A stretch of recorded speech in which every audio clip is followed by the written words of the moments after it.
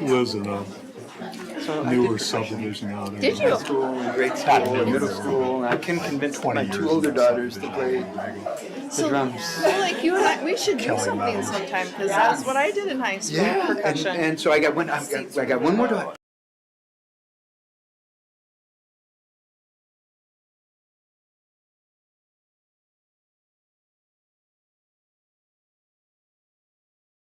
How to grab my sunglasses. But Your hands going. Looking at this, I should have picked a more strategic place. right?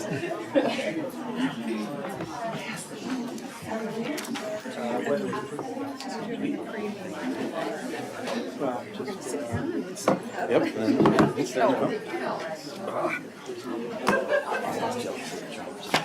I know. It's like we were all. My son tried to jump, he did it for 2 years, and I was like, Well, there's some on the horizon.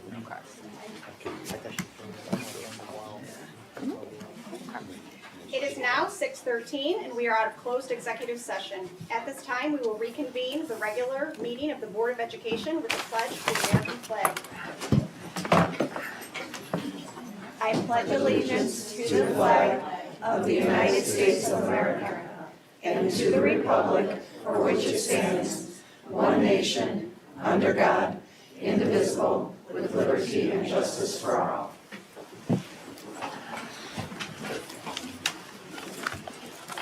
Roll call. Mrs. Brunner, Here.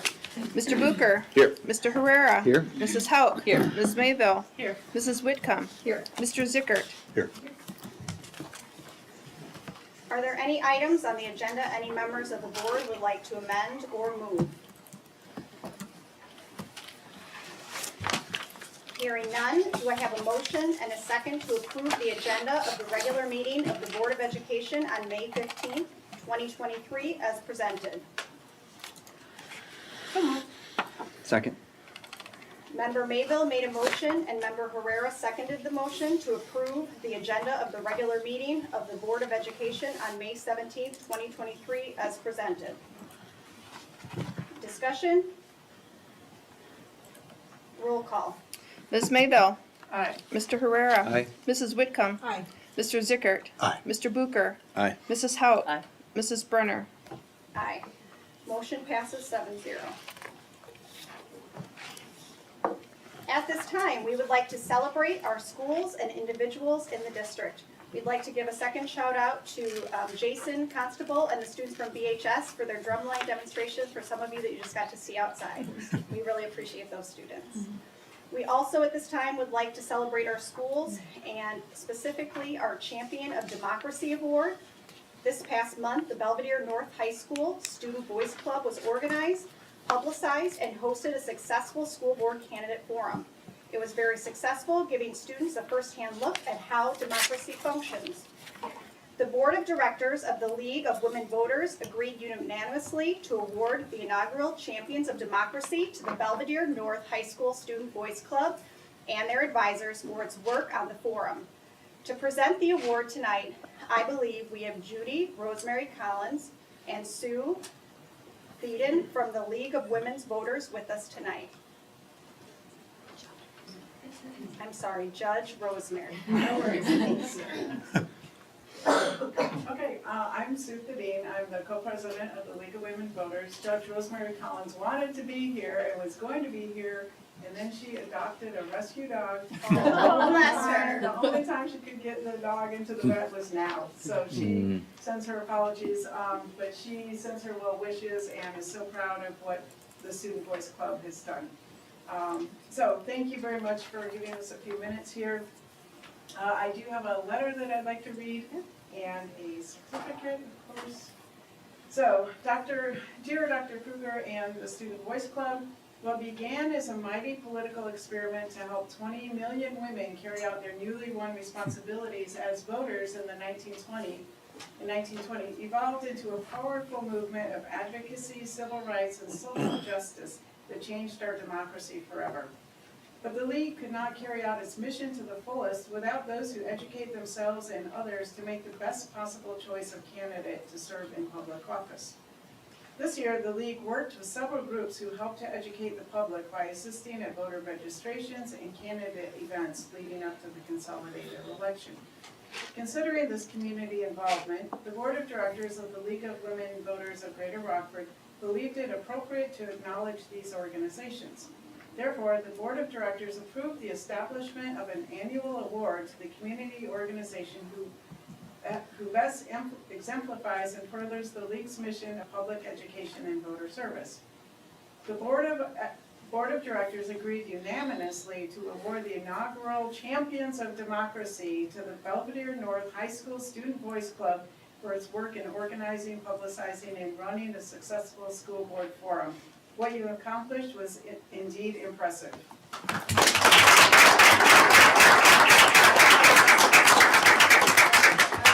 The members of the Student Voice Club, just stand up for just a minute.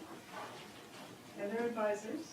You guys did a great job. You really inspired us. We came up with this. We got to give something to them because you did so good and are so brave to do this. So the Champions of Democracy Award is yours. Here is a plaque, and we are working on an actual award. This is not quite ready yet, but you'll get, like a really cool award. So but you guys should be really proud of what you've done. You did a really excellent job, and you're all going to be, great leaders going forward. I know it, and you really have set a nice precedent and a high bar for all the fellows, the other students to follow. So you guys have done great. Thank you.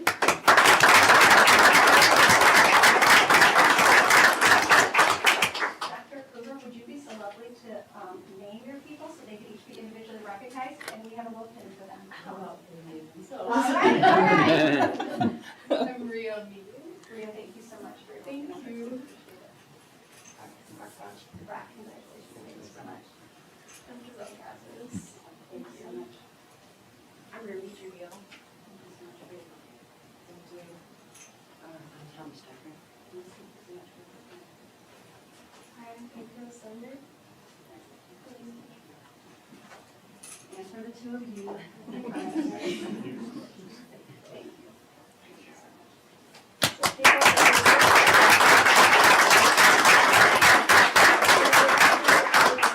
Good job. Thank you, guys.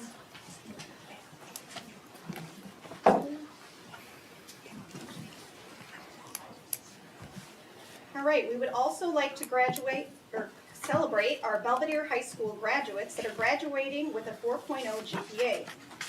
Congratulations to the 22 students listed on board docs from Belvedere High School and the 28 students from Belvedere North High School who will be graduating this Saturday with a 4.0 GPA.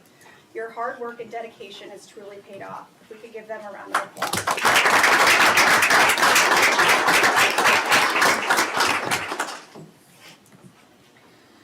Belvedere High School Running Start graduates. We would also like to congratulate 16 students listed on board docs from Belvedere High School and the 34 students from Belvedere North High School who will be graduating on Friday with an associate's degree from Rock Valley College and Saturday with a high school diploma. What a great accomplishment and a head start for these dedicated students. Let's also give them a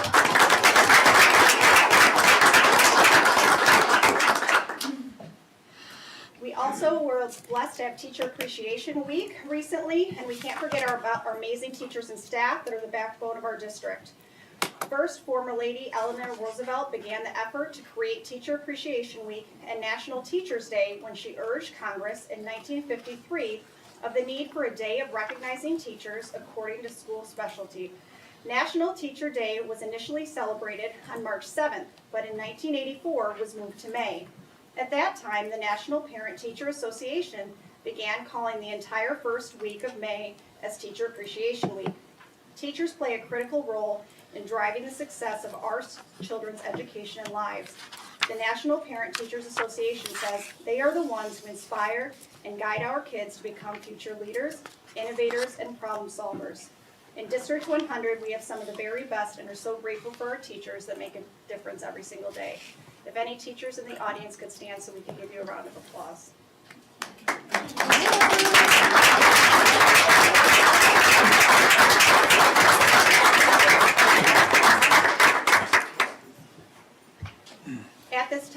members of the public and employees of District 100 who submitted comments will be read, and those attending in person may make public comments. As a reminder, any person appearing before the board is expected to address the board only at the appropriate time as indicated on the agenda and follow the directives of the board president to maintain order and decorum. Identify oneself, limit comments to 3 minutes, and conduct oneself with respect and civility towards others, and otherwise abide by board policy 830, visitors to and conduct on school property. First, we have Leanne Wolban.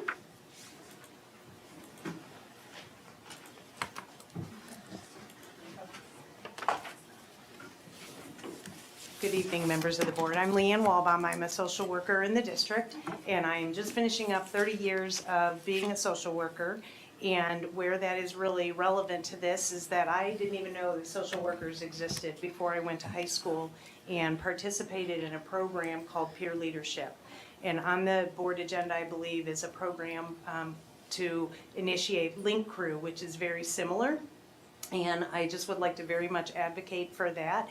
This past year, I initiated a peer leadership program that was as parallel to the one I participated in when I was in high school many moons ago.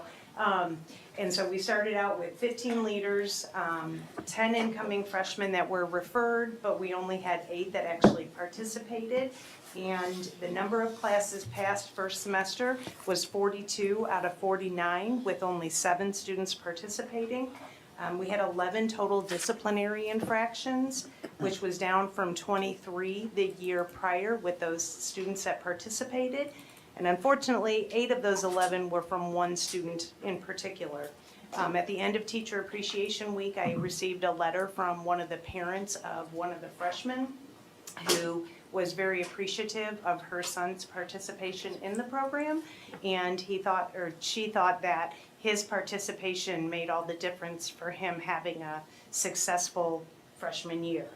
And I think that the Link Crew program has the potential to replicate this in a broader scale with more structured and consistent programming that could also be sustained throughout time. And then the other program that I want to advocate for is the interventionist position, because in the 7 years that I've been at the district, we've had a lot of kids that come up as freshmen that really struggle, and they have worked with Mr. Sternberg at the middle school, and then they come to the high school and they just kind of have to fit into the milieu. And we know that our counselors have a huge caseload and can't see all of them and provide that support that the interventionist has provided. So I think it would behoove the district to approve both of these programs to kind of pay it forward, that if we can engage these students early on and give them the support that they need, we will see our scorecard goals being met in a more rapid way. So thank you for your time. Thank you so much. Next, we have Ryan Peterson.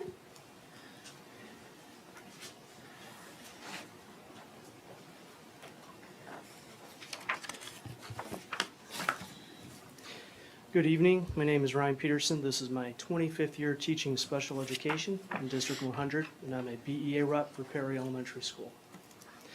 Dear Belvedere District 100 School Board, Goal 1 of the district's new strategic plan is academic achievement and growth, which is defined as providing students with the opportunities and resources to achieve their individual best. The very first strategy for this goal as listed on the plan is to improve overall student academic growth while closing identified achievement gaps. Perry Elementary School has a history of doing just that. But decisions made this academic school year and possibly the upcoming year go against our strategic plan. Throughout the most recent school board campaign and contract negotiations, there were 2 prioritized topics, which included putting students first and retaining high-quality staff. Furthermore, our district strategic plan was developed and strong support was emphasized on these 2 areas. Putting students first.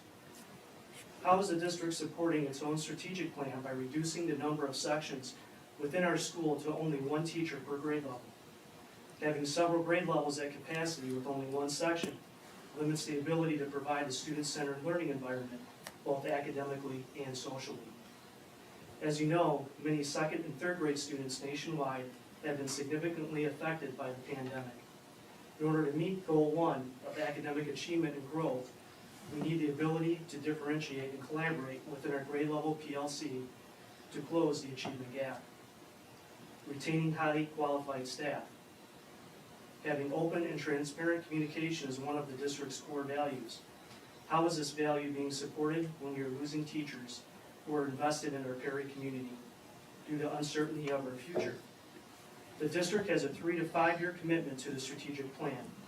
Can you provide a similar commitment to our community through an open and transparent plan of what Perry's future looks like?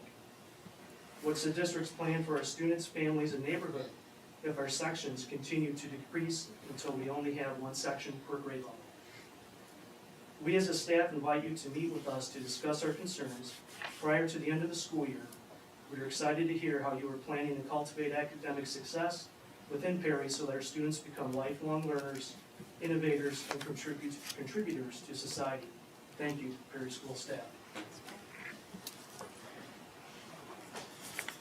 Next, we have Misty Coriel.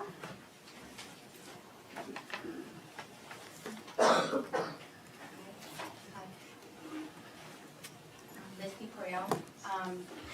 So I have a question about the roll call action item number 9. I'm going to actually ask that somebody set aside that and speak about it separately tonight.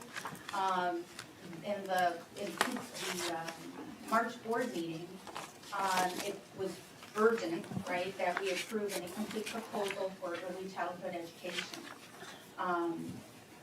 We had to hire qualified candidates immediately that have been interviewing for positions. And as I can tell, tonight's agenda only has one position listed on it for the early childhood education. So the early childhood education program relies financially on grant funding to continue financing it. The district, as I understand it, does not have the finances to support continuing this role. So it's very important that we have that grant funding.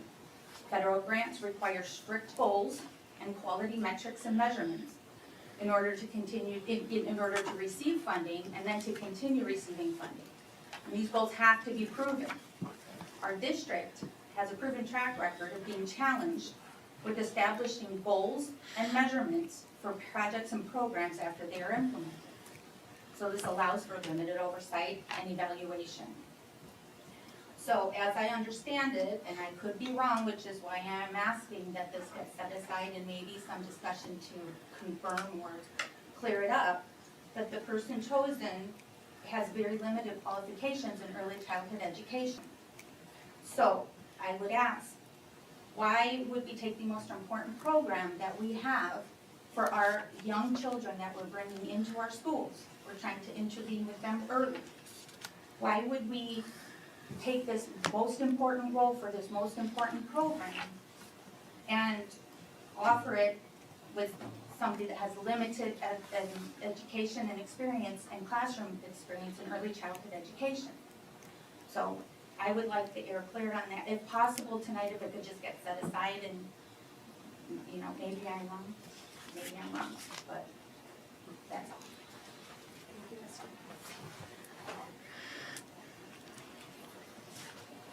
Next on the agenda, we have our student council reports. First up, we have Dylan from Belvedere High School.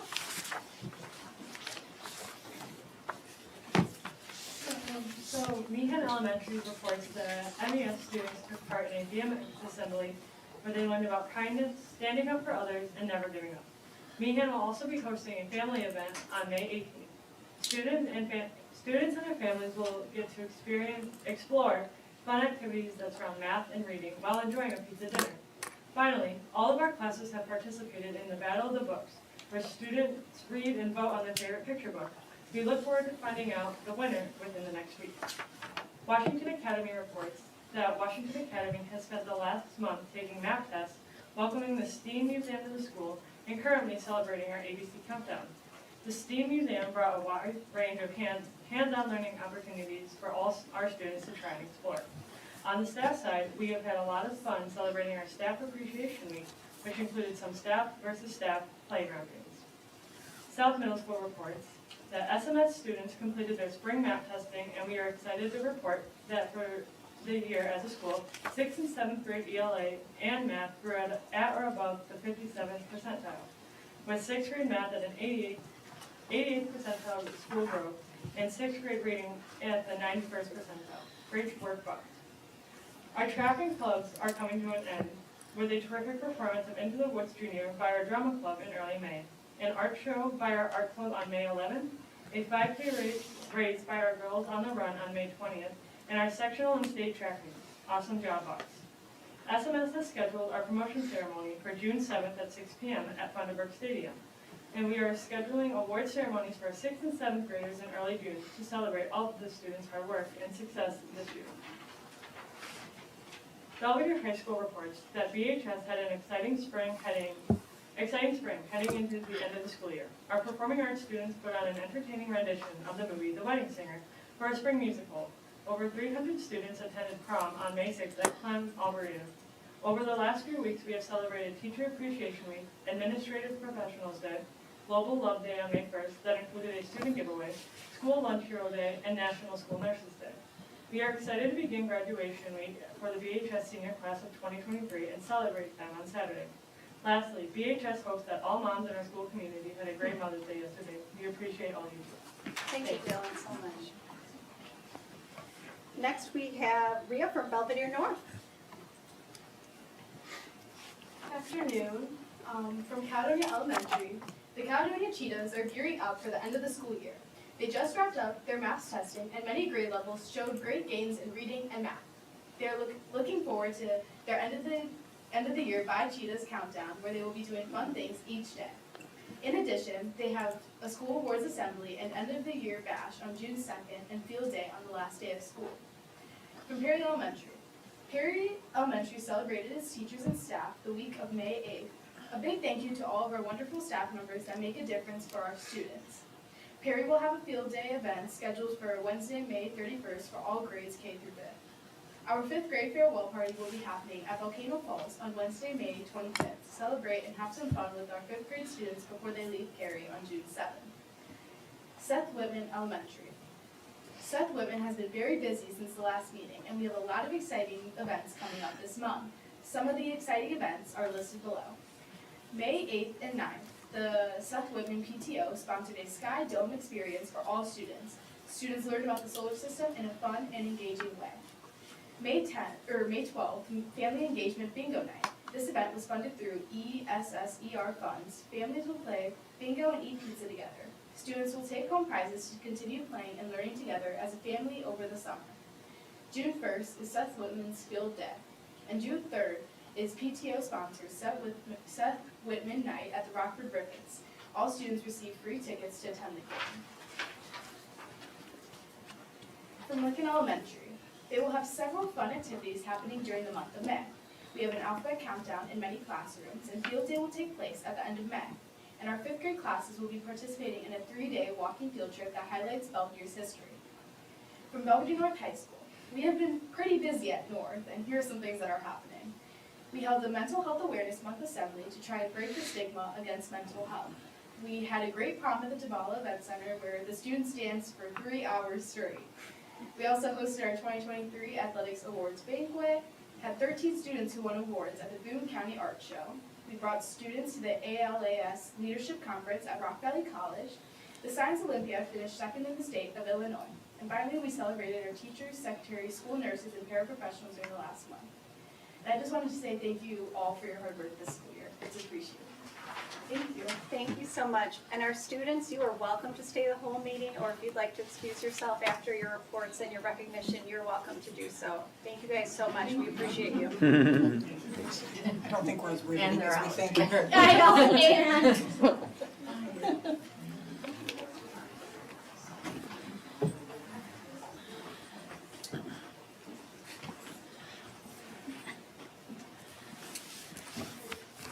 Now we'll have our Board of Education committee reports. We'll start with Facilities and Long Range Planning Committee that had a meeting on April 24th. Dr. Shuggs, do you have anything you would like to add or highlight to the Facilities and Long Range Planning Committee report? We are starting our master planning, long-range facilities team. We are very excited about that work. We have a team that's gonna be meeting on May 18th. Anyone interested in participating, we've got about 50 members of that team right now, from across the district and across the community. But we really want to embrace people that want to participate in that process. We think that it's going to be really impactful on the district as a whole. So we encourage your involvement. If you're interested, please reach out to me or Mrs. Armstrong, and we will be sure to get back to you and get you on that team. Does anyone have any questions for facilities and long-range planning committee members?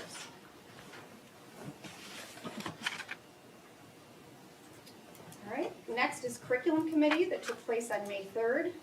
Dr. Shugger, Dr. Person, do you have anything you'd like to add or highlight in the curriculum committee reports? I do not. Does anyone have any questions for the curriculum committee? All right, parent-teacher advisory committee was also May 3rd.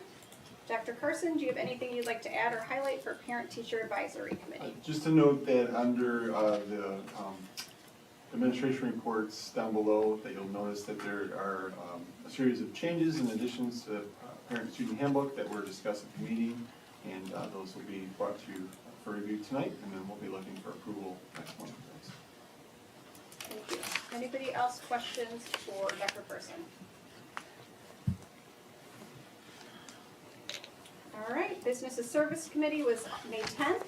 Mr. Booker, do you have anything you'd like to add or highlight from the meeting? Nope. All right, does anybody have any questions for Mr. Booker or Business Services Committee? All right. Next on the agenda are consent agenda items. Are there any items on the consent agenda any members of the board would like to take out for separate consideration? Yeah, I'd like to talk about item 9.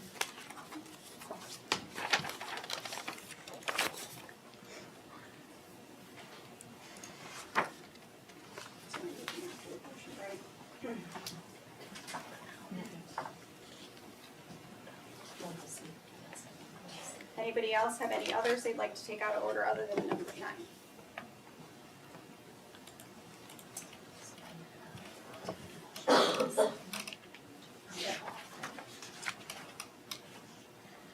Okay, can we make a motion excluding number 9 for the remainder of the items that were brought forward? So moved. Second.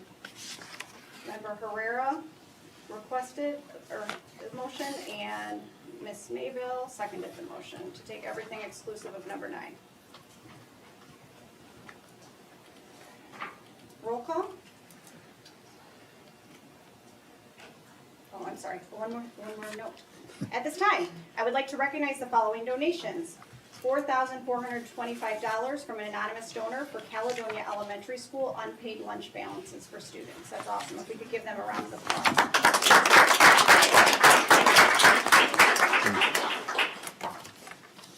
All right, roll call regarding all items excluding number 9. All right, Mr. Herrera. Aye. Ms. Mayville. Aye. Mrs. Whitcomb. Aye. Mr. Booker. Aye. Mr. Zickert. Aye. Mrs. Haut. Aye. Mrs. Brenner. Aye. Motion passes 7-0. Now, looking back to number 9 specifically, any discussion regarding number 9? Yeah, just, I see the proposal and the recommendation. I'm trying to get a better understanding about why it's being recommended that we need to commit to a 3-year study at 18 grand plus a year. I know, I looked back previous, well, and plus we have to pay an additional, so 19,000 basically. Plus they're charging another $8,500 for the boundary planning if we engage them for that. What's the idea of this being a multi-year agreement as opposed to previously what we've had? Yeah, really good questions. Ms. Armstrong, do you want to address that? So Davis Demographics had done the original 2017 demographic study for the district. With the effects of COVID, sorry, and the economic developments that have happened and are transpiring as we are currently seeing in our county and state line area, there is we felt a very good need for that changing demographics that are going to change drastically probably over the next 3 years. And this would lock in our pricing, and it allows us to really utilize the demographers 365 days a year. So they will produce 3 reports for us, but they will be available to us as we start seeing shifts and as things are announced in our demographic area that would impact our schools. This will give us some insight and some planning. The facilities long-range planning team was also actively involved in this and made this recommendation based on those needs and the facility needs assessment that we're doing. Did any of the others that presented proposals make recommendation for a multi-year agreement? And if not, did they say why not? They did not, other than Charles Crofton, the first on the list of respondents, and he said any updates would be charged at the $125 per hour that he was going to work on that. Cropper did not have any multi-year. They said that you could basically ask them and they'll give you the new pricing. They did not want to lock in any rates. Did they give, which it was, I get it, we don't know what the prices would be going forward, but they all seem to be in consensus, not with each other, but with the idea that this was gonna need to be a multi-year process or repeating over the next 3 years. We did not ask them what their thought process was. It was through the conversations with committee and with ourselves that updating, when we did ask about updating, this is how they were quoted by the proposals. Do we have general numbers yet on enrollment numbers for how much, if any, of an increase we're gonna see? I mean, obviously, this is the first, full year, without any level of COVID restriction, do we have enrollment predictions? That there's, I mean, Our obviously, numbers- there's lots of things associated with demographics, I understand, but. Our numbers are very similar to last year's at the same time registration closed, both in terms of returning students registering as well as new families that registered, very similar to last year. And we're projected right now to be a little bit ahead of where we were last year. And last year, we were a little bit ahead of where we were this year. Is that accurate? So the factors that they believe are going to bring these dynamic shifts that are going to keep us engaged in a contract we've committed to for 3 years are what? Well, it would be including the expansion of our early childhood programming and drawing people into the district that way. It will also include development that's going on and development that's been closing. As we look at what's happening with Chrysler, as we look at what's happening with Project Yukon that they talked about when they came to the board, also looking at the expansion with Green Giant. I mean, this could impact our demographics here both ways. It could be a vast reduction, it could also be an increase, but really taking that, looking at birth rates that are continue. As we look at a 3-year study, we're gonna be looking at those birth rates and being able to project those out. By the end of this, we will have more data that will be hitting our early childhood programs and hopefully attracting people into our district. Go ahead, Tom. At the end of the day, I mean, what are we looking for? I mean, I know when we do something like this, we have to have some idea of what we, or not maybe expecting, but what we sense could be an outcome of it. I mean, I look at our student population now, we're 2,000 under what we were 15 years ago. So I mean, with the same number of buildings except for Kish. Right. And this is some are where- bigger. Yeah, and this is where it's tying into that master facilities plan and what the long range committee felt was necessary is to see what those projections are, because the 2017 survey were trending lower than that. But now as we're starting to see some of those rises, they're still projecting decreases across the board. So we're already seeing a little misalignment with the old study that was done in 2017, which is that time frame you want to usually do that if you're not expecting significant changes in your demographic area. If the changes we anticipate, which, you know, again, these are just anticipatory, right? Nobody's, you know, got a crystal ball. Is there an extraction clause? Do we have an exit out if we find after, you know, the second year that we're like, look, the needle just isn't moving as much as, and another round of data from them might not be beneficial right now? Is there any, or are we 18.9 per year regard, I didn't see the actual contract, so I didn't. Right, I don't have the actual contract language yet, that would be there, but in most contracts, I looked at their previous contract, it does have an exit clause, but it would be for, financial or, you know, the need is not there. I don't have the right words, I'm sorry, I didn't have this with me today.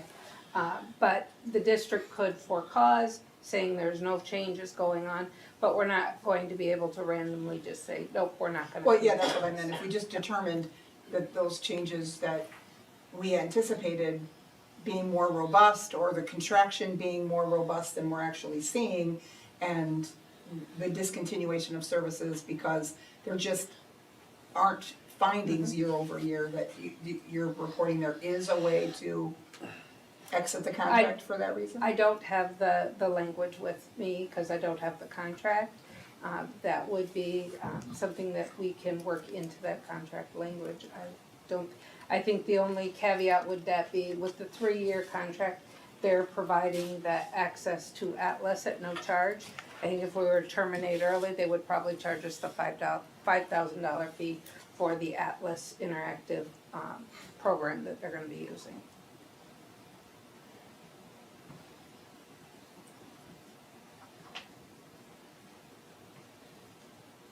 Any further discussion?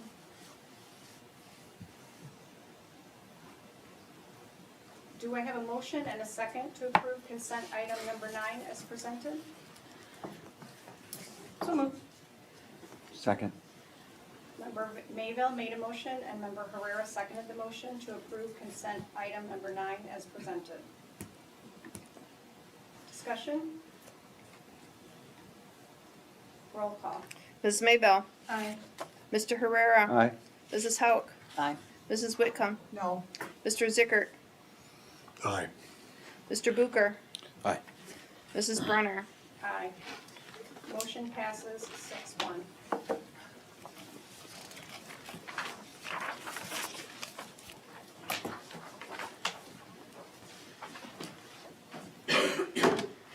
Next, we have our roll call action items. Do I have a motion to approve the regulatory basis engagement audit as presented? So moved. Second. Member Herrera made a motion and Member Hauk seconded the motion to approve the regulatory basis engagement audit as presented. Discussion? Roll call? Mr. Herrera. Aye. Mrs. Hauk. Aye. Ms. Maybell. Aye. Mr. Zickert. Aye. Mr. Bucher. Aye. Mrs. Whitcomb. Aye. Mrs. Brunner. Aye. Motion passes 7-0. Do I have a motion to approve the consolidated district plan as presented? So moved. Second. Member Mayville made a motion and Member Herrera seconded the motion to approve the consolidated district plan as presented. Any discussion? Roll call? Ms. Maybell. Aye. Mr. Herrera. Aye. Mrs. Hauk. Aye. Mr. Bucher. Aye. Mr. Zickert. Aye. Mrs. Whitcomb. Aye. Mrs. Brunner. Aye. Motion passed 7-0. Do I have a motion to approve the Title I school improvement plans for Lincoln, Meehan, and Perry Elementary Schools and Washington Academy as presented? So moved. Second. Member Mayville made a motion and Member Herrera seconded the motion to approve the Title I school improvement plans for Lincoln, Meehan, and Perry Elementary Schools and Washington Academy as presented. Discussion? Yeah, just really quick, how have we been doing on those? I mean, I don't remember us seeing anything on those, how we do the improvement plans, but how have we done? Dr. Carson, Dr. Johnson? Sure, yes, so this would be the Title I school Yeah. plans. Yep, so what they do is they meet in the fall, and they are able to kind of go through the plan from the spring. Right. And prepare for all of that. And then during the plan, it really looks at, for this one, looks at what they're going to kind of work towards next year. So in terms of, a lot of the pieces talk about servicing students below the 20th percentile, the reading and math intervention, so their service plan is in there, and then the types of things that they're able to do for those particular students are a part of that. I was just wondering how we substantively do on that, though. I mean, I know we do those things, but what are the outcomes of those? Sure. Do we see any substantive outcomes of those? Sure. To be honest, with the fact that they are annual reports, they often look very much similar because our MTSS plan is similar. So on those, when it is looking at it, is tied to the scorecard and the student achievement. Particularly with IAR, as you know, there was definitely a dip during the COVID years. So at this point, we're looking to see an increase in student achievement. Okay. So we vote on it now, the actual, not report, but the actual meeting happens in the fall, and then, so this time next year, I'm asking. Yes. Would it be reasonable this time next year that we would have any level of insight on, what would it, we would be a year behind? Sure. Would we be a year behind? Basically, we'd be getting data next year for 22-23? So the requirement is to be able to open the actual Title I grant. They want to know your plan for how you're working Right. with students. So a lot of it has to do with how do you determine which students to work with? Are you working with them in reading or in math? So it's really about the plan to work, and as long as Right. you have the plan, then it allows for the grant to open and for us to receive our funding. What they're looking for is at the school level, has school-based teams determined how they're going to work with students.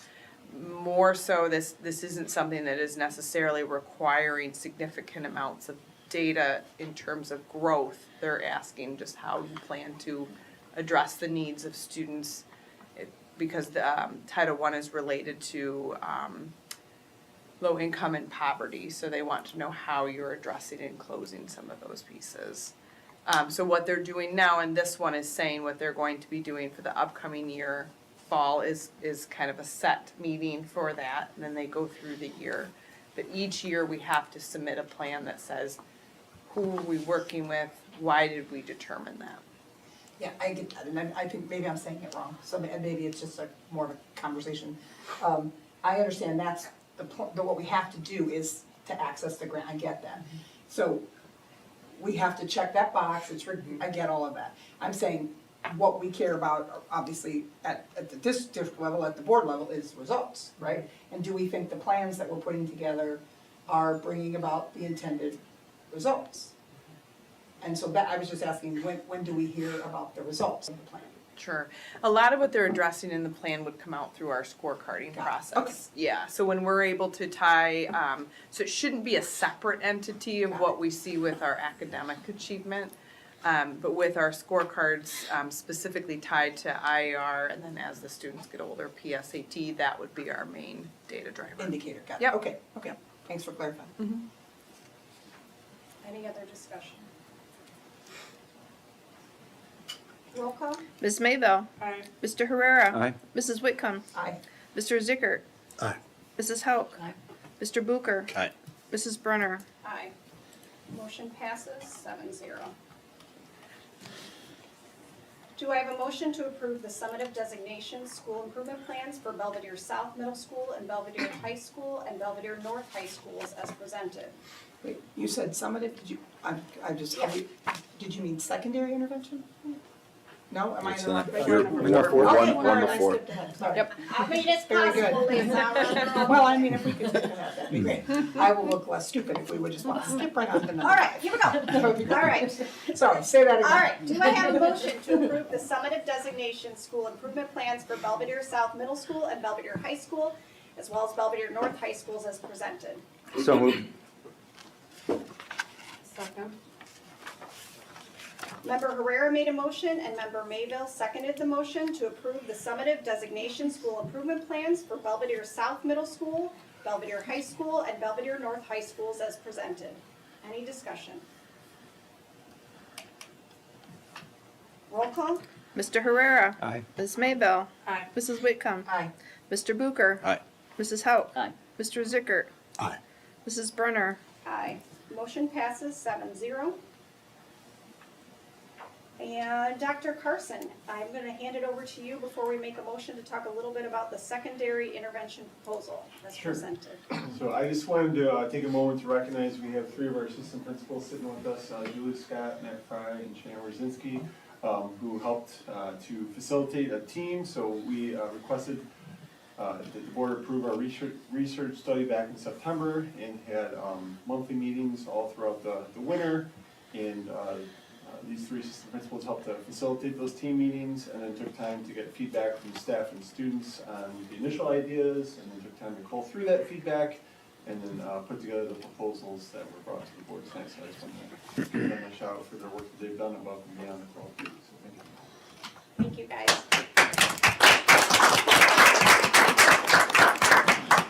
All right, do I have a motion to approve the secondary intervention proposal as presented? So moved. Second. Member Mayville made a motion and Member Herrera seconded the motion to approve the secondary intervention proposal as presented. Any further discussion? Yeah, I've seen a lot of these plans over the years, from when I started here 15 years ago, 2008 to now, from freshman enrichment to a lot of other things we've had. I like the outline of the plan. I've seen it. I've seen some of the criticism. I've seen some of the questions when we did this in the curriculum committee over it was a laundry list of them that people had and certain concerns and so on and so forth. I just hope that when we look at this, we're long-term into this, that it's not something we're gonna do and then 2 years from now say, okay, let's do something else or something. I mean, and I hope we have some of the questions answered before they're asked, like we're not building the plane as we fly it, so to speak. So, because I think it's important for kids. I think we, in the past, I think maybe haven't been as diligent in consistently providing the things and programs that these kids have needed in order to be successful. So I hope this is a step in the right direction. Dr. Carson, what is the intent of, like, how this opportunity would get communicated to students or families? Excuse me. As it identifies for the student success intervention, the problem-solving team in each school will identify students who would be best suited to serve in that program, and so it would be a very small group setting. There would be conversations with students who are going to participate in that. And then also for the 9th grade, I mean, that would be all students initially that would have the opportunity to participate in the Link Crew sponsored, supported rather, mentoring that was discussed during the open session.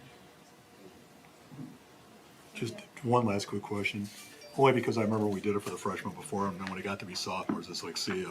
We don't want anything we don't want anything to do with you anymore, but they didn't get anything special anymore. Are we gonna have any continuation to this for kids that do need it past their freshman year? As some might. Yeah, and so that's where that second student success intervention really comes into play, is how do we support kids who, you know, they've made it through a year or two of school but are really struggling, and how do we provide support. And there's also the intention to take a look at our schedule of how can we build in some intervention time to support kids at all levels in a meaningful way.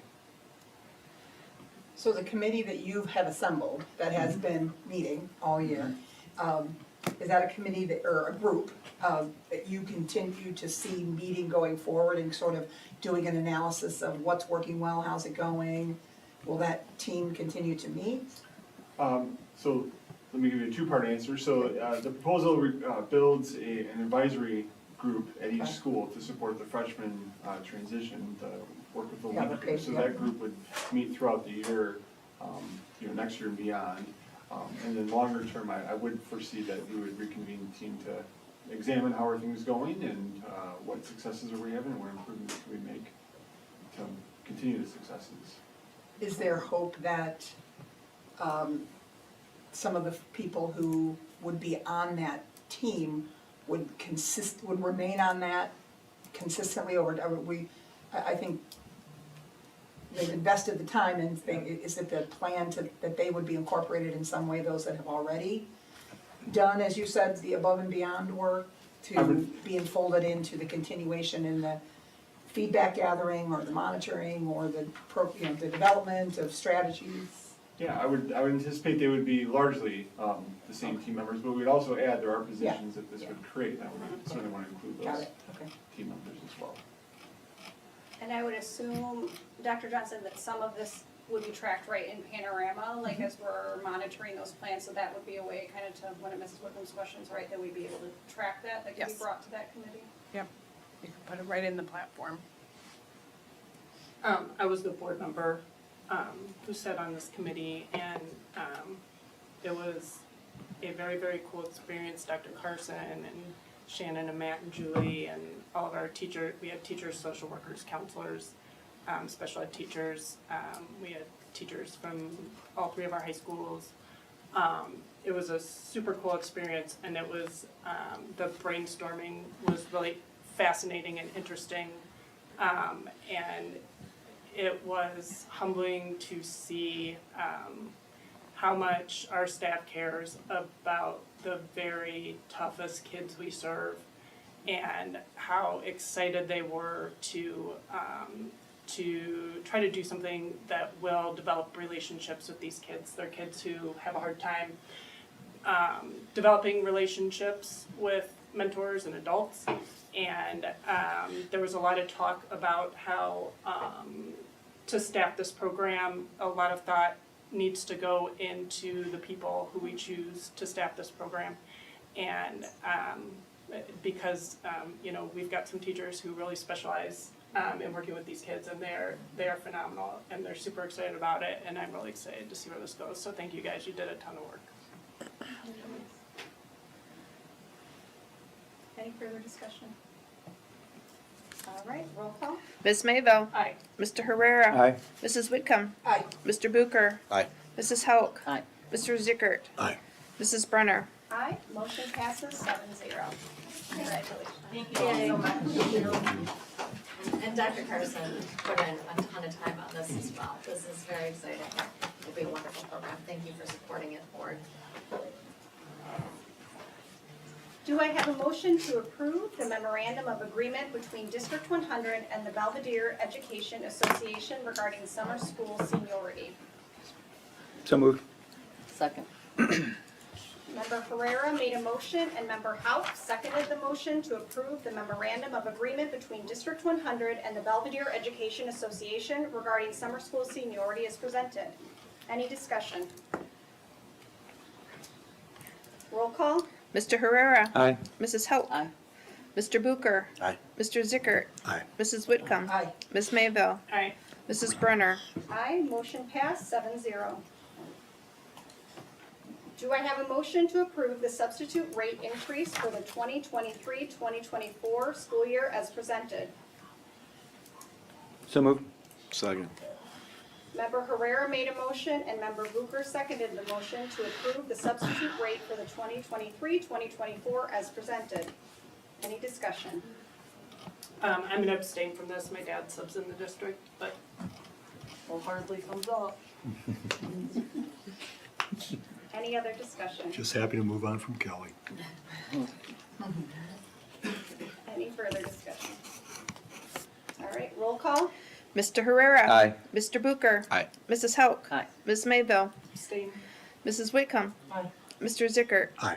Mrs. Brunner. Aye, motion passed 6-0. Do I have a motion to approve the 2023-2024 administrative contract for the 12-month technology director as presented? So moved. Okay, who's first, Pam? I'm gonna You give can this have one to Mr. Bucher. Okay, Member Bucher made the motion and Member Herrera seconded the motion to approve the administrative contract for Tyler Bell as the 12-month director for the District 100 effective July 1st, 2023 as presented. Any discussion? Just glad to see Tyler back. So I just want to, go ahead. Ditto, but because it's going to come up a couple of other times, I just wanted to get some clarification. I don't think it's clarification. I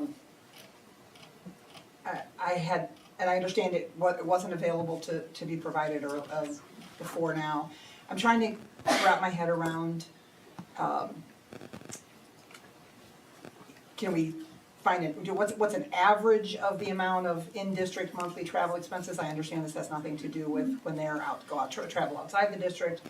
I'm trying to determine, why we would incorporate this into a number of contracts going forward, rather than maintaining what we've been doing transparently. They just submit mileage reimbursement each month, and for however many miles they're driving. There wasn't the ability to put together historical data apparently for how much is being spent kind of on a per individual basis. I'm trying to, and I'm asking about it here, not because I have any issue whatsoever with this contract, but it's gonna come up in other contracts, and if I don't ask it here, and Yeah, well, and I think, very good question, we didn't discuss this at business services, and as is, I think in some of these later contracts, there's some explanation, and many districts do offer a travel allowance. We looked at the comparables from surrounding districts, and we felt like we were really coming in at the low end. It has been an expectation that we have that administrators are visible, that they're at the sites. We've really tried to amp up that expectation this year. We are encouraging that presence because we think it's really important. Our district is 156 square miles. Our central office administrators and the other individuals who are indicated throughout here do a lot of travel. If they're going from site to site, or if they're going to community meetings or board meetings, again, that is part of the expectation.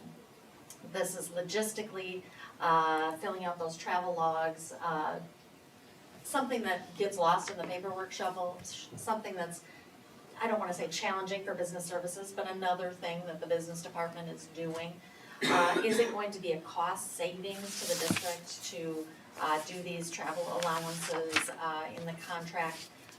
I don't anticipate that. I think we have probably some administrators that don't turn in their mileage logs, some administrators that aren't taking the time to do that paperwork every day. But I think it is, it helps us to emphasize the level of expectation that we have. It's easier for business services to budget, and it is, again, very much in line with what other districts are doing in the area. Yeah, And across the state. I don't disagree with paying the travel expenses. I mean, I know we picked and choose when we did it, and Sarah's the only other one up here that knows besides myself on whether we utilized it very often or not. And I'm probably sure with her, like me, it was probably dependent, but most of the time it wasn't very often, but it was sometimes. I just look at it as two things. One is a transparency issue. I like the transparency of filling it. I know I'm not saying it's a great thing to do. On the other hand, it doesn't take that long either. I think it's more accurate, more transparent. I get the part of wanting to be competitive, but we just did a compensation study that says we are not only competitive, we're market leaders almost across the board for the positions that we want to do that for. And it's not that I'm trying to cheat them out of money, they'll still get the money. I mean, if they fill out the sheet, they're not going to get any less. They may even actually get a little more, depending on who they are, than doing it the other way. I just think it's a lot more transparent process, but that's just one opinion. Didn't we, I thought we had the data at business services for the average of what everyone was driving, didn't we? No, not on what we're spending currently. We said what other districts were paying, the average that they were paying their administrators for travel. So when we asked them what they're getting as a stipend, they responded with what they were giving, which was 100 to 155. Okay. To 300. To 300, yeah. so why didn't that come up in the compensation study? I mean, we Well, just in- finished it, we yeah, we in- paid them a lot of money, right? We did. And yet, it sounds like we had to do more legwork after that study to come up with an additional, had it been part of that recommendation, I wouldn't have questions now. Now, again, I'm not saying it's anybody's fault, they didn't do their job, but, maybe we should be questioning the amount of money we spent there, given all of the work that had to be done by us for absent information. I don't know, but this is what we're left with tonight. It wasn't a recommendation from them, it didn't come up or get mentioned at all. Well, and I would say that it was one of the many things that were highlighted during the compensation study that we need to do some additional follow-up on. So we were trying to get the contracts aligned in the best possible shape that we could. But that's part of the reason we talked earlier about administrative or we are in the process of talking about having an administrative handbook that will highlight some of these different areas. But like I said previously, we still don't have a compensation philosophy. There are all sorts of gaps and holes that we noticed in the study. We did the sort of the immediate legwork of measuring out our compensation and bringing it to where it should be. That was admirable, the board did really good work on that. Now we have more work to do in terms of what are the logistics behind this. So that's the rationale. This was something that we felt was timely, given the fact that the contracts were coming up now. And again, something that was very common in the districts that we looked at. See, and I look at it, to me, it's just a transparency issue. It's just that the administrative compensation report showed us that we pay as well or better than anybody else across the board in the positions we're gonna give this to. We're the market leaders in almost every position. That being said, they're gonna get the money anyway if they wanna fill out the report. It's not like we're lessening the amount of money we're gonna get, we're just making it more transparent. That's the only thing filling out the report does. People who wanna fill out the report and want that and feel they're entitled to that, and they are, can fill it out, and the ones that don't have to. But this would be just specific to central office admin, not. Central Yes. office admin and other admin that are expected to travel Right, but not the or building employees. principals. Correct, not the Right. building principals. I think there's 14 or 15 in total, which is not enough. I mean, maybe it's 14. You know, we're looking at a guaranteed expense now increase of, around $15,000 versus, a monthly expense of, I don't know what. I mean, right? I don't know what. Right, and for transparency, I want to explain why that isn't when I started started working on Friday at Board Member Whitcomb's request, I found that everything is dumped into what's called a 332 account, which is a travel account. And so you had PD costs, you had their meals when they traveled, you had their mileage, then you had mileage reports, and some people put mileage on top of their in-district into one report. And so I would have had to physically weed through everyone's reports, so I couldn't pull that. It's not that we don't have the data, it's just, it would be well overinflated of what should be there or shouldn't be there when we're talking about in-district travel. Now, there's all sorts of ways that you can do that separately and create separate accounts and do that side. The other concern was the amount of time that if we expect people to travel, to be visible in those buildings, and do we want, any of the central office administrators spending that time documenting every single place they go, because unfortunately that's not happening, and it's not because they don't want to be compensated for it, it's just incredibly difficult. I'll speak for myself at this point. When I get called out for a bus accident and I have to jump in my car, the last thing I'm worried about is seeing what my mileage was, where it was. My priority is getting to that school, making sure our kids are taken care of, then going to the school, checking on the families. That's what I'm doing. And I don't have that on my calendar to go back next month and say, yep, I went to this place or I went to this place. So it isn't that I don't want to get paid for it or it's an expectation of my job. I don't have the time to be keeping track of a mileage log and doing that. So, depending on, the board's preference, that's my issue. If I'm not going to do it, I'm not going to do it. But that's at the bottom of my to-do list when I'm looking at things I have to do. It doesn't mean that I'm not doing that part of my job. So it sounds like if we adopt this, it's actually more transparent because we will all know exactly how much we are paying these 14 administrators per mileage every year. It's sort of the definition of transparency. Now, it is not a set amount per mile at the IRS mileage rate. There could be some winners and some losers in this. Some people probably get reimbursed more than $100 a month right now, and some people probably get reimbursed less than $100 a month. And we're sacrificing some of the I don't even want to call it accuracy, but some of the exactness of this for administrative convenience. And so that we all know, okay, these 14 administrators, they get $100 a month for transportation. Anyone ask me how much Megan Johnson gets per month for transportation? $100. transparent. Everyone can see what it is what it is. I mean, I can't fathom asking business services to create separate accounts for this. Those are the trees, I think. And this is kind of a no-brainer for me.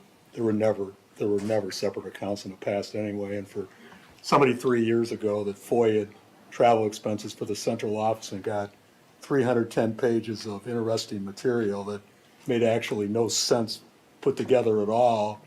Any way that we accurately keep track of stuff has to be better than what we did then. Because anybody that wants to look at that and tell me that's transparent, you can have a look at it anytime you want. Yeah, Well, this is better. I Yeah. support this just because it's easier and there's a lot of things that we are asked to do in addition to previous responsibilities, so that is helpful.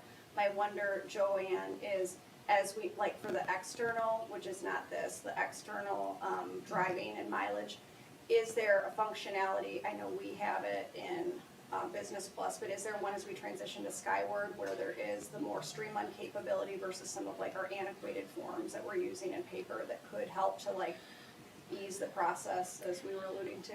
Yes, in Skyward, you can do, employees themselves can do expense reimbursements online in employee access of Skyward. So regardless of who you Nice. are, what you do in the district, you can enter So your. I teacher, go to this PD with my principal, I can enter my own. Yep, and they can scan their receipts right in there, and it goes through the organizational chart for approval.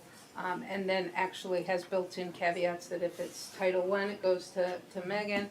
If it goes to Title III, it would go to Renee, and then up through the Business Services Office for final approval. So that will be available to all our staff in the beginning of next school year. Which would also be available for the in-district miles. And it doesn't change anything for the out-of-district. They will still need to complete the report, fill it out, mileage, any of the other expense compensation that they have now. That still needs to be done. Well, I can support this. I mean, really simply, we're looking at efficiencies to handle more important items that come up, so. Efficiency, efficiency, efficiency. If I could speak back to a discussion point, not with the mileage, but with Tyler Bell. As we go into roll call, I'm going to abstain myself because he is a member of my family, so I would like to sit out of that vote, but I wanted to explain also. Any other discussion? All right, roll call. Mr. Booker. Aye. Mr. Herrera. Aye. Mrs. Hauk. Aye. Mr. Zickert. Aye. Ms. Mayville. Aye. Mrs. Whitcomb. Aye. Mrs. Brunner. Abstain. Motion passes 6-0. Do I have a motion to approve the 2023-2024 administrative contract for the 11-month early childhood coordinator as presented? So move. Second? Member Mayville made a motion and Member Herrera seconded the motion to approve the administrative contract for Joy Bauman as the 11-month early childhood coordinator for District 100 effective July 1st, 2023 as presented. Discussion? I would like to take this moment to first of all recognize that Dr. Bauman is here with us today. I also wanted to take note of the fact that Dr. Bauman has extensive experience in the classroom as a teacher, kindergarten and early childhood, both as well as experience here in the district's curriculum. I don't know, Dr. Bauman, did you want to mention anything else? I would say this is my 18th year in the district, and during those 18 years, a good portion of it has been doing staff development and instructional coaching for all sorts of grade levels, especially elementary. My career began in early childhood and kindergarten. I taught full day early childhood, not inside this district, but outside. And I'm so excited for this opportunity. I think that I bring a lot of experience with project-based learning and inquiry, just the blended environments that we're trying to build for our kids. And I feel like we're going to be really successful in this endeavor. I wanted to also note that in the personnel report this month and last, we did have other early childhood hires. So that program is basically really close to fully staffed at this time, with the approval of the personnel report earlier, and then the upcoming approval of Dr. Baumann. I could not be more excited to welcome her into this role. She has been absolutely fantastic in my transition here, and has really done an exceptional job of coordinating all the logistics and intricacies of her complicated position and curriculum, and to think about putting early childhood, which is a program that we're looking to expand, into her very competent hands. I know that I will be able to count on her to take care of all the grant work and logistics, as well as I think all the fine tuning of actually knowing and understanding what happens in those early childhood classrooms. So I did want to share that and make sure that we answered any questions that had come up regarding that. Yeah, my only question was, we advertised the job at less than we're offering. And I'm fine with paying, I'm not fine with the person, not the person at all. I'm fine with the top limit. I think the fact that we're paying a premium is not something I'm comfortable with. I mean, there's, in fairness to everybody else who wanted to apply, if we were gonna pay that much money, we could have applied, we could have done that for everybody. Not that Joy isn't good, not that at all. Like I said, I'm fine with the top limit. It's just going over the top limit when we advertised it, we interviewed, and now all of a sudden we want to go more. That's the only problem, that's the only issue I have. I understand that, I absolutely do, and the quality of the candidate in this particular instance and the comparison with our other elementary principals, Dr. Baumann will actually have more students under her care than some of our elementary principals, and she'll be working an additional month as well, so we did try to take those pieces into consideration as well, but absolutely, you are correct, Mr. Zickert, in that statement. Well, I mean, just as an example, I mean, I looked at what they pay at Rockford for early childhood director, and they have 2,600 kids to our 400. That's my only issue, is that, I mean, I think, taking nothing away from her abilities at all, she's every bit that she said she was.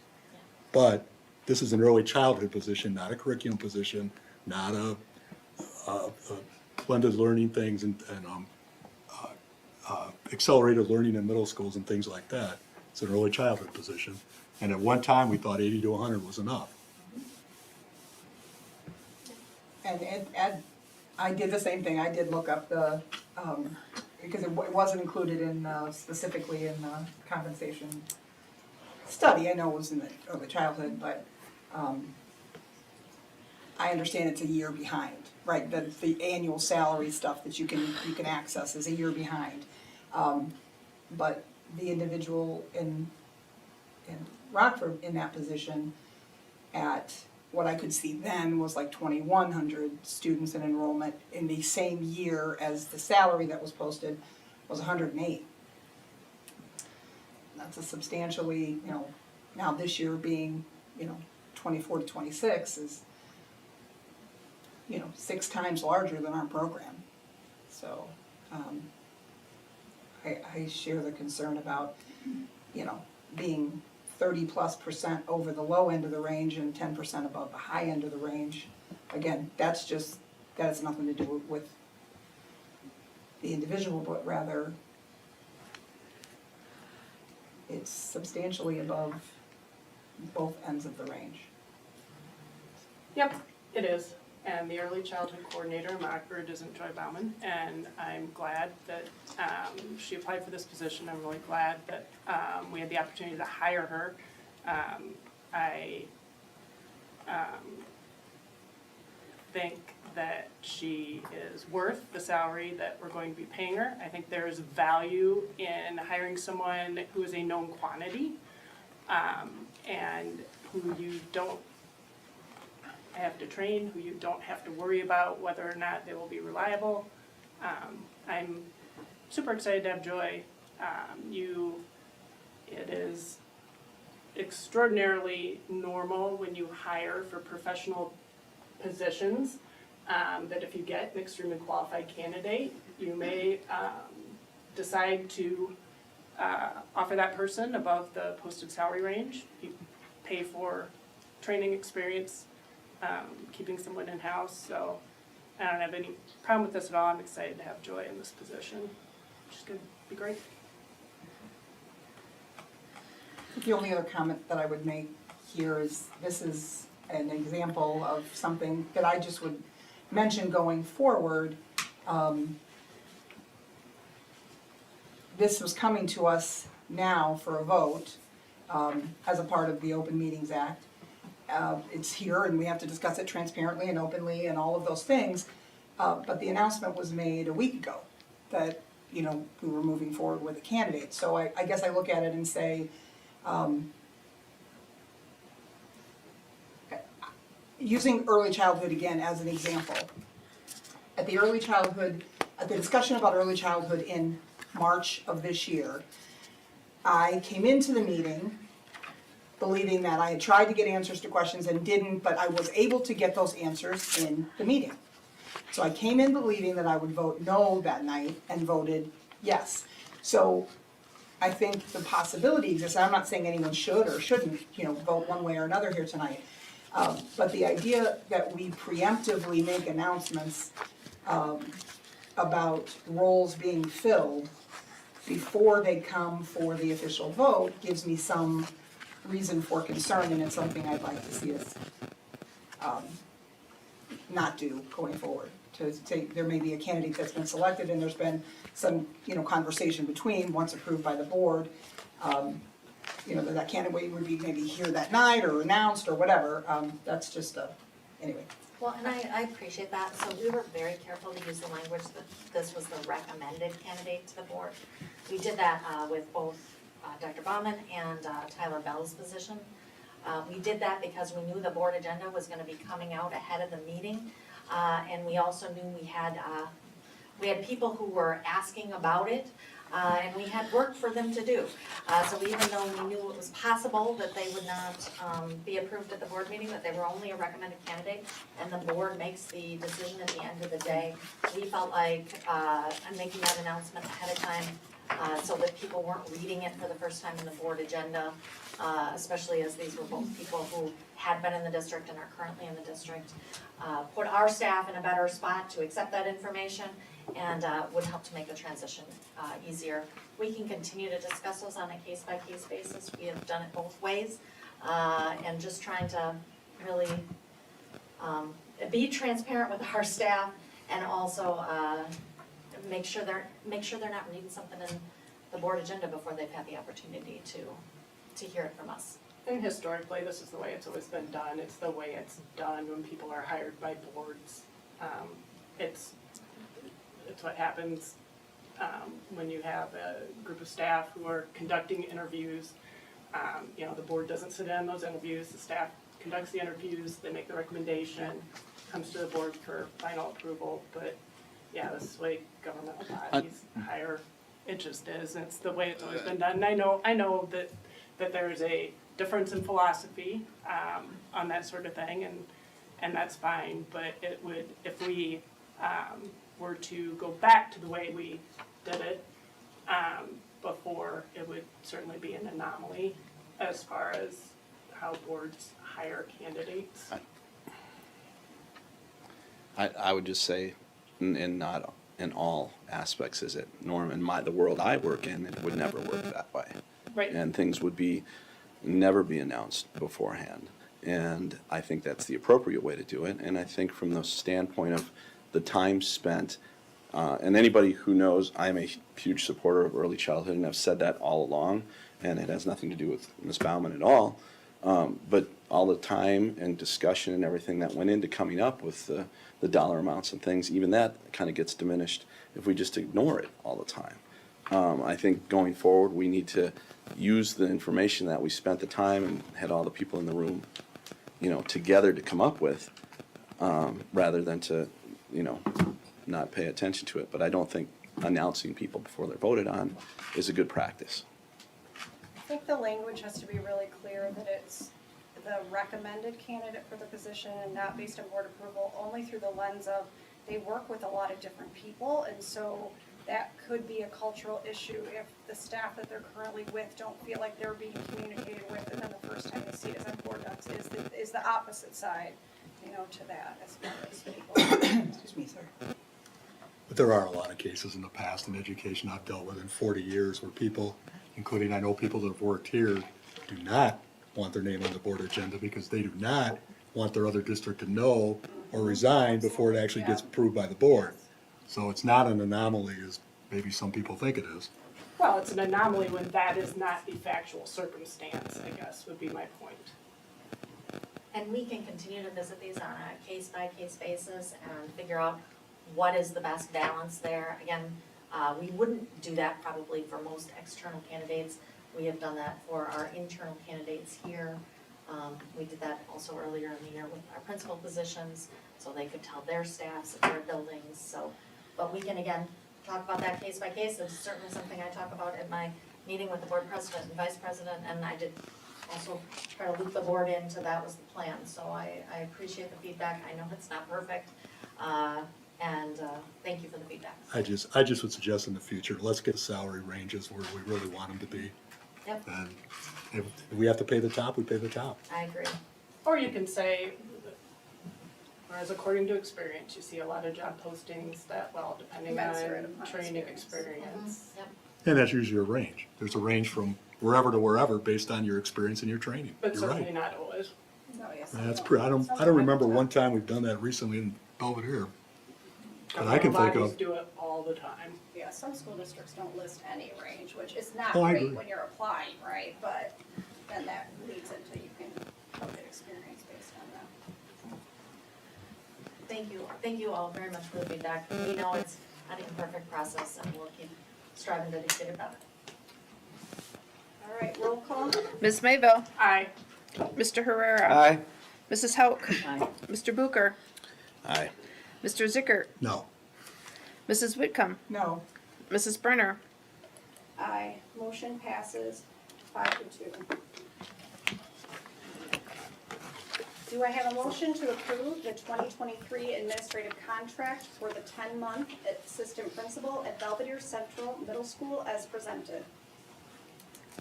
So moved. Second. Member Herrera made a motion and Member Mayville seconded the motion to approve the administrative contract for Leslie Pascola as a 10-month assistant principal at Belvedere Central Middle School effective July 1st, 2023 as presented. Discussion.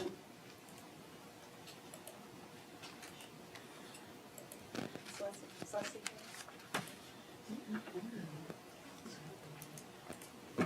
Any other discussion?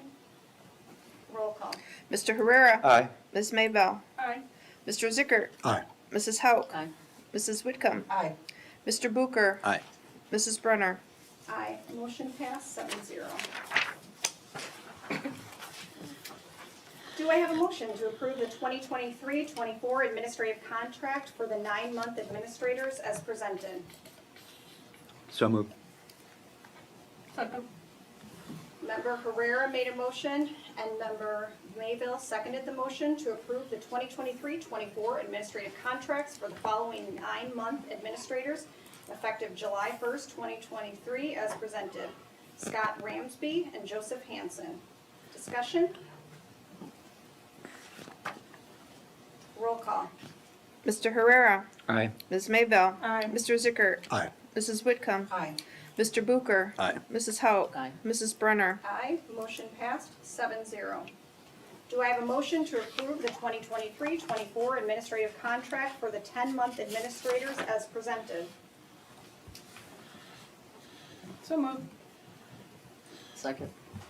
Member Mayville made a motion and Member Hauk seconded the motion to approve the 2023-24 administrative contract for the following 10-month administrators effective July 1st, 2023 as presented. Beth Markini, Kelly Cotter, Teresa Lazdowski, Donald Smith, Tasha Reyes, Chris Woloka, Heather Novak, Steve Repka, Linda Colson, and Shannon Rosinski.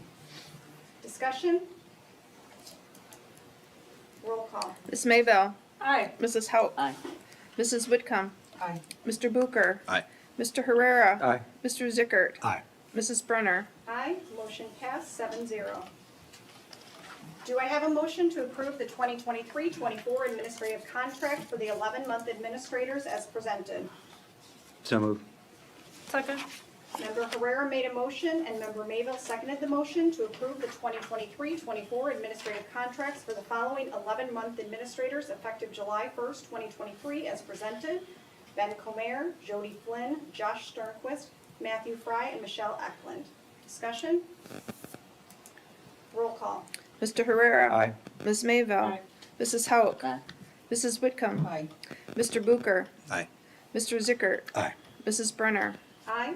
Motion passed 7-0. Do I have a motion to approve the 2023-24 administrative contract for the 12-month administrators as presented? So moved. Second. Member Mayville made a motion and Member Herrera seconded the motion to approve the 2023-24 administrative contracts for the following 12-month principal administrators effective July 1st. Billy Lewis and James Friesma. Discussion? Roll call. Ms. Mayville. Aye. Mr. Herrera. Aye. Mrs. Hauk. Aye. Mrs. Whitcomb. Aye. Mr. Booker. Aye. Mr. Zickert. Aye. Mrs. Brenner. Aye. Motion passed 7-0. Do I have a motion to approve the 2023-24 administrative contract for the 12-month administrators as presented? So moved. Second. Member Herrera made a motion and Member Mayville seconded the motion to approve the 2023-24 administrative contracts for the following 12-month administrators effective July 1, 2023 to include a travel allowance as presented. William Ady, Megan Johnson, David Carson, Michael Lascola, Nicholas Butenhoff, Renee Montajano, Teresa Montalbano, Megan Zanaco, and Kim Ramsey. Discussion. Roll call. Is Oh, sorry. this voting on the contracts or the $100 or both? It's the motion To to approve do both, both administrative contracts Okay. and to include the travel allowance both. All right, mine's gonna be no just because of the 100, not anything else. Any further discussion? Okay, roll call. Mr. Herrera. Aye. Ms. Mayville. Aye. Mrs. Hauk. Mr. Booker. Aye. Mr. Zickert. No. Mrs. Whitcomb. Abstain. Mrs. Brenner. Aye. Motion passed 5-2. Do I have a motion to approve the 2023-24 administrative contract for the 12-month IMRF administrator as presented? So moved. Second. Member Mayville made a motion and Member Herrera seconded the motion to approve the 2023-24 administrative contract for Joanne Armstrong, 12-month IMRF administrator effective July 1, 2023, to include a travel allowance as presented. Discussion? Again, mine's just for the $100 for no other reason. And I'm gonna abstain again because I said yes to Tyler, and it includes that, and so I can't in good conscience say no here, but I have the same issue with it here, so I'll just say it now for each of the ones that remain. Anyway, I'll abstain. Further discussion? Roll call. Ms. Mayville. Aye. Mr. Herrera. Aye. Mr. Booker. Aye. Mr. Zickert. No. Mrs. Whitcomb. Abstain. Mrs. Hauk. Mrs. Brenner. Aye. Motion passed 5-2. Do I have a motion to approve the 2023-24 administrative contract for the 12-month IMRF director as presented? So moved. Second. Member Herrera made a motion and Member Mayville seconded the motion to approve the 2023-24 administrative contract for Sean Winters, 12-month IMRF director effective July 1, 2023 to include a travel allowance as presented. Discussion. Roll call. Mr. Herrera. Aye. Ms. Mayville. Aye. Mrs. Whitcomb. Abstain. Mr. Booker. Aye. Mr. Zickert. No. Mrs. Hauk. Mrs. Brenner. Aye. Motion passed 5-2. Do I have a motion to approve the 2023-24 administrative contract addendum for the quality assurance director as presented? So moved. Second. Member Mayville made a motion and Member Hauk seconded the motion to approve the 2023-24 administrative contract addendum for Frank Mandera, quality assurance director, effective July 1, 2023, to include a travel allowance as presented. Discussion? Roll call. Mrs. Mayville. Aye. Mrs. Haut. Aye. Mr. Herrera. Aye. Mrs. Whitcomb. Abstain. Mr. Zickert. No. Mr. Booker. Aye. Mrs. Brenner. Aye. Motion passed 5-2.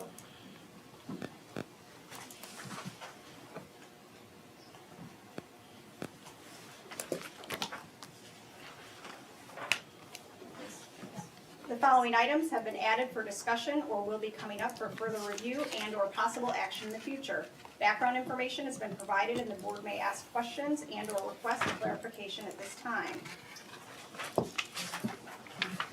Yep.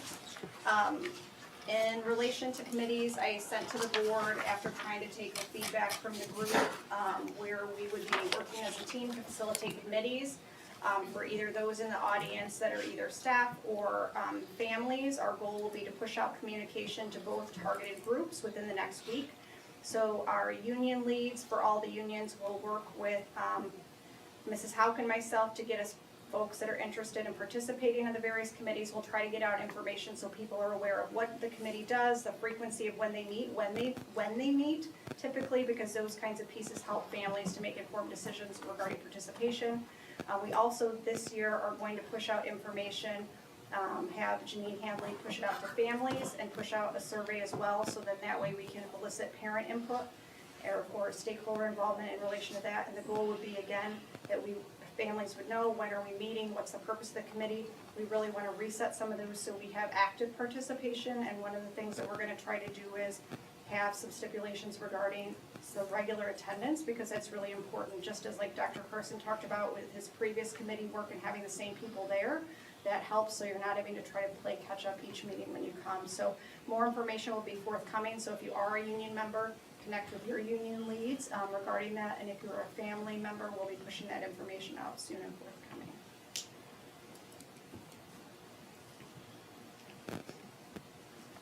Any other discussion?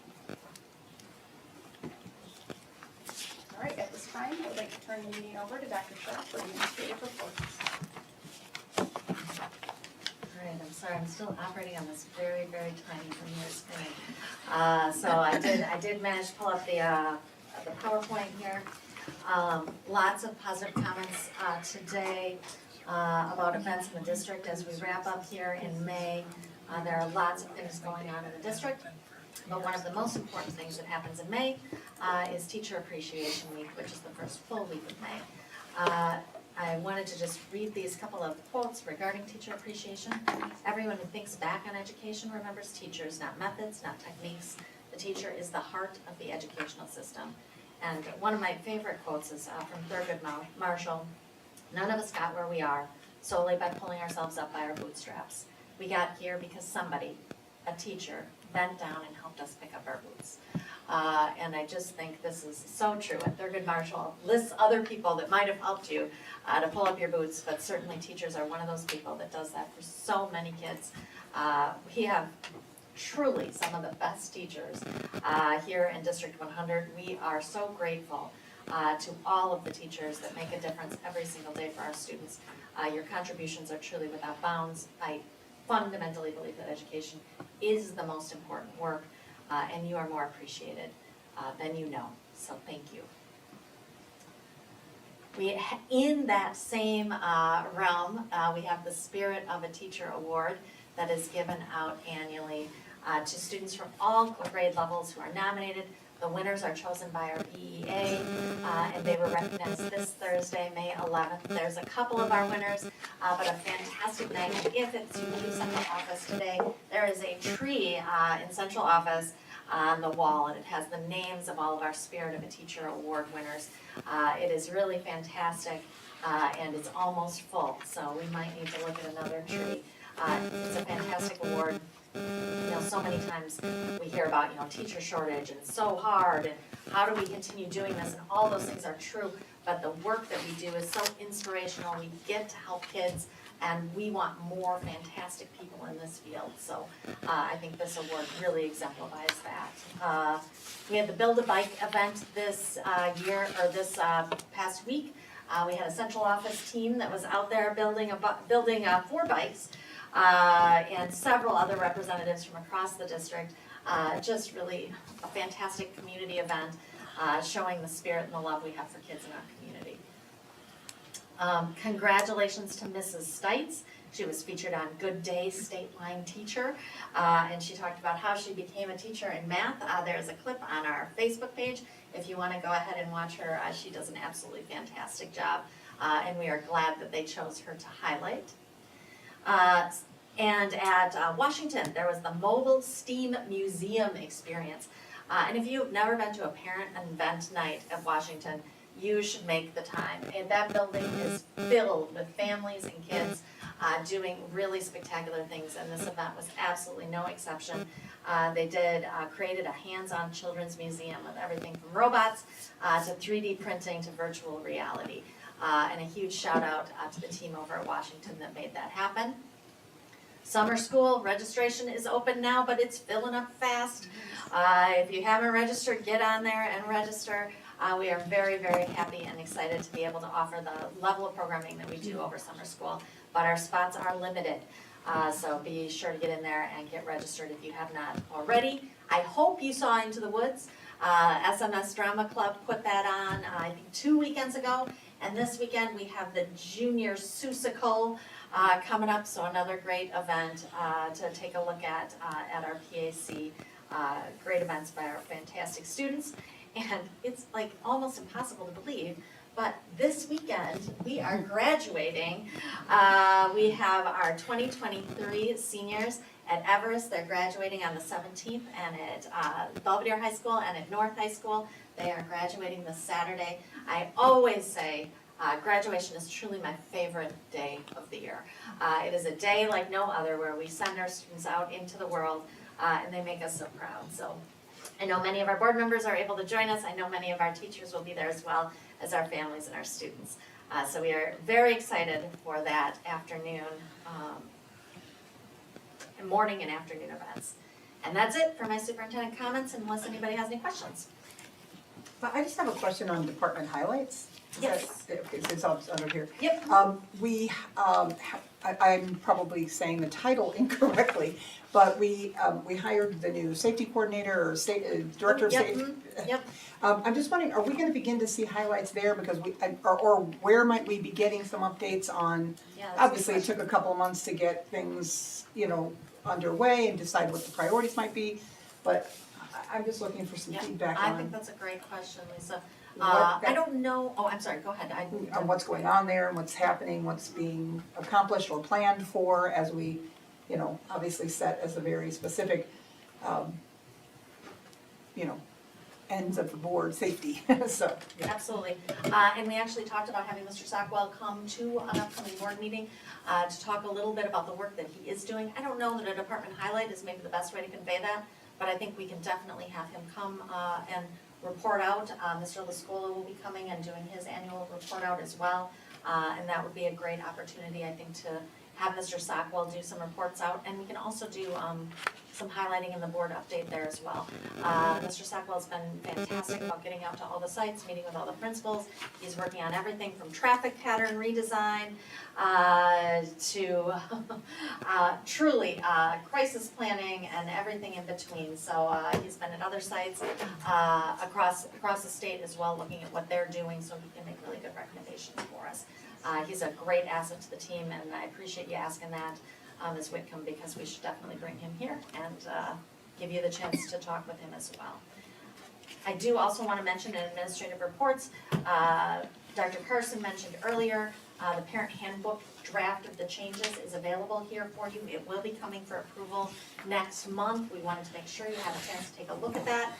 If you have any questions, to let us know so we can make sure we're prepared to answer that.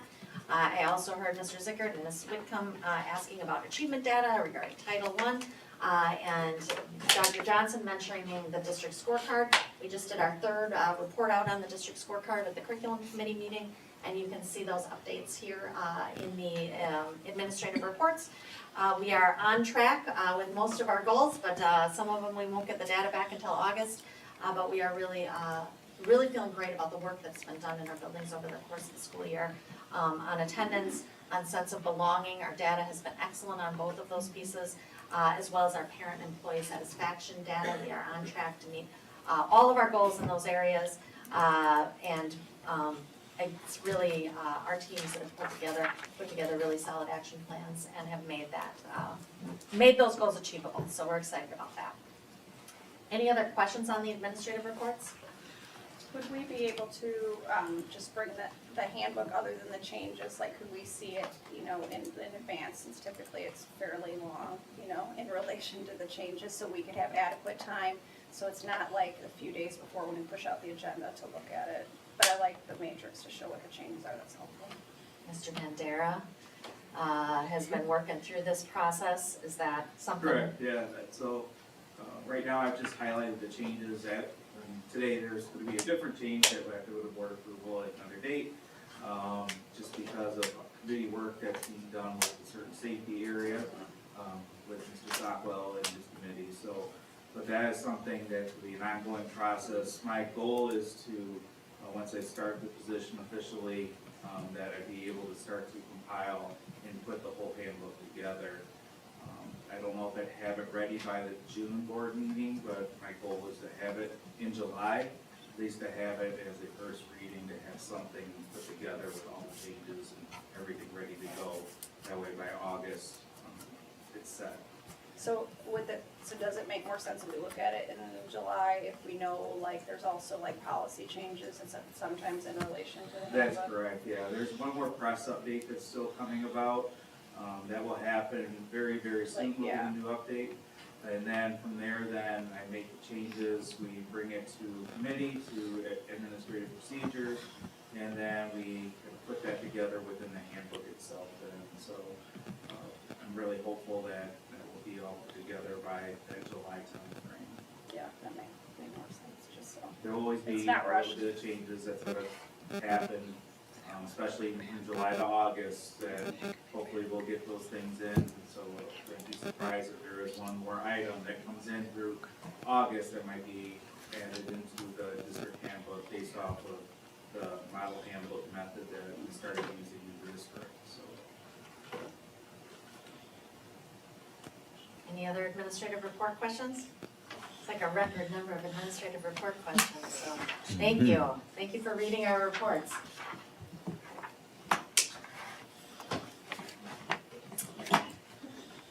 Do I have a motion? Can you do something in relation to FOIA law? No. Nope, that's just in there. Do I have a motion to adjourn the meeting? So moved. Second. Member Valero made the motion and Member Mayville seconded the motion to adjourn. All those in favor? Aye. Meeting adjourned at 7:54. Thanks all. Thank you. All right, now we start signing. Okay, we're ahead. All right, let's do this. Have a good night. I get that. Have a good night. Okay, I'm writing all this. Good night, Lisa. Is there anybody that- Oh, yeah. I'm